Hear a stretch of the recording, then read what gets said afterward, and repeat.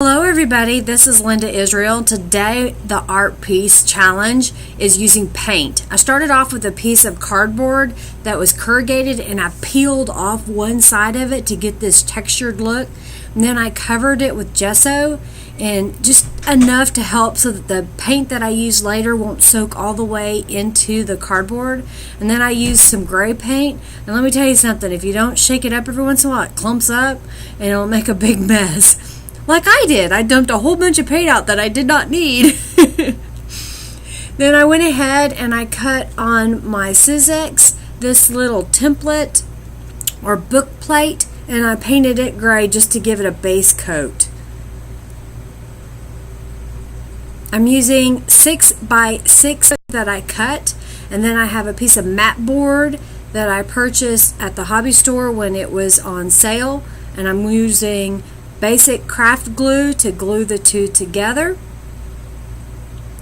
This is another shape that I cut on my Sizzix out of cardboard or chipboard. It's thin chipboard, and I'm gluing it to the back side of some decorative scrapbook paper and then cutting it out. Some people like to cut out the shape and then paste it on. I find that I like to glue it to it and then cut it out. I have a little sanding board that I'm using around the edge of this piece right now. It's very handy. It's just like, in a sense, an emery board. If you don't have one of these, you could use an emery board.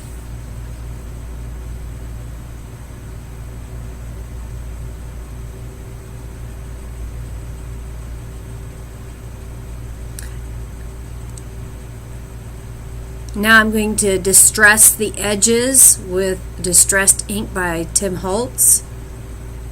Use a little bit of purple on my mat board.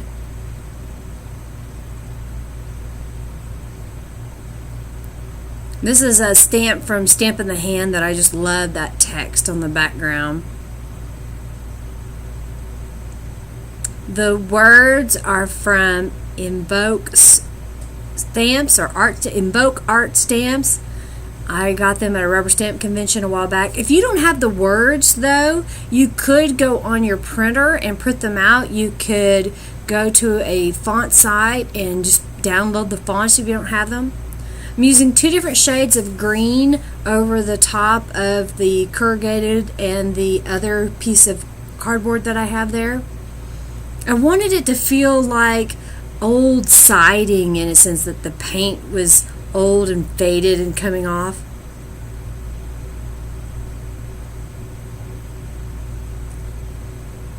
It gets messy. I got paint all over my fingers.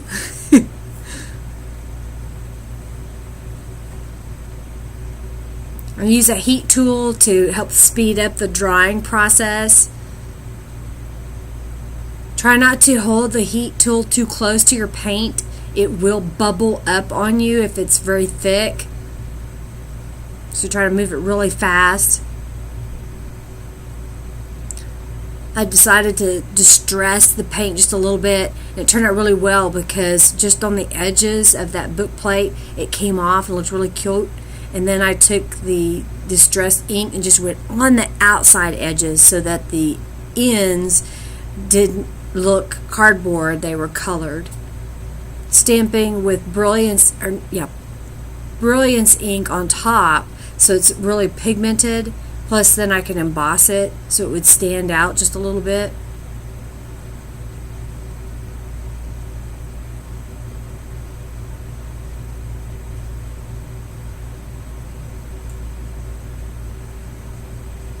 I'm in a tearing mode at the moment. I'm using a lot of scrap paper and then just tearing it out. I don't have to worry about exact measurements. It's quick and easy. You don't have to worry about what tools you have on hand. Your tools are your hands.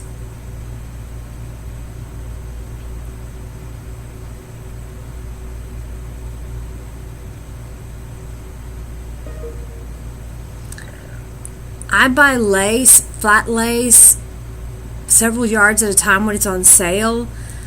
To color it this time, I used my ink pad just directly to it and it'll stay on there. Since I'm just putting it on this piece of art, it'll be just fine. It won't fade. You could also use StazOn ink as well.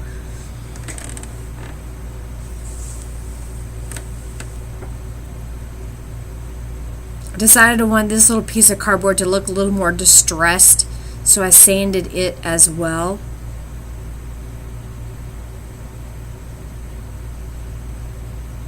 That border strip is from Que Sera Sera. I don't have very many of those, so I was trying to use up what I have.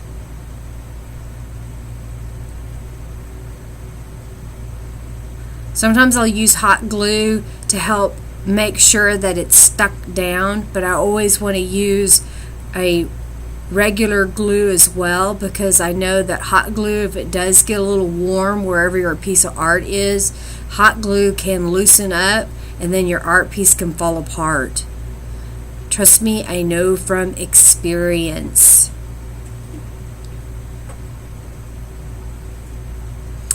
The text on that little piece of paper is from a page out of a Reader's Digest, and I'm just distressing it with a distressed ink pad.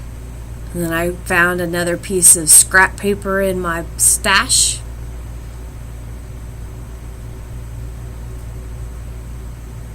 And I'm stamping again with that Stamp in the Hand stamp that I really like.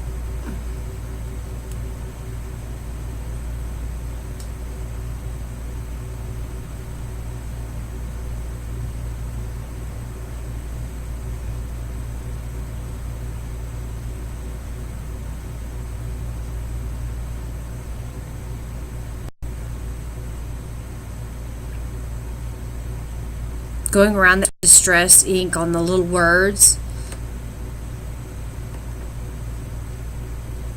If you've watched my other videos, you might recognize this little green glittery piece. I tried to use it in the last challenge, but I couldn't find a place to put it on there. And then when I was laying it around this oval, I thought, hey, this might actually work. So I finally get to use something that I created that got put aside in the last video.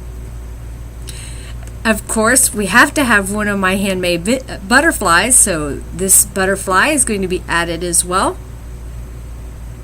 I have a few Prima flowers. I'm trying to use up the stash that I have. If you've watched my studio video, you know that I love this and a little bit of that.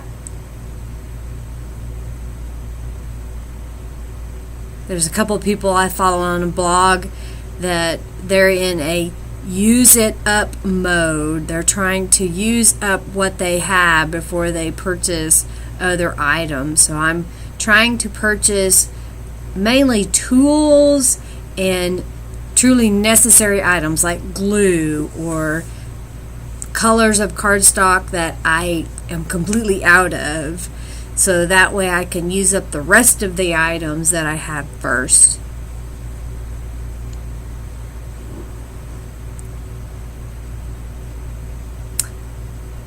And of course, every project has to have glitter on it, so here we go. I hope you like this little project that I have put together. I thought it was pretty fun. I'm using the little rhinestones that I picked up at my challenge was to use paint. I think I did a pretty good job of putting some paint on here. Maybe it's inspired you, given you some ideas, different things to use around the house. Don't throw away that cardboard. Have a great day, and thanks for watching. Bye.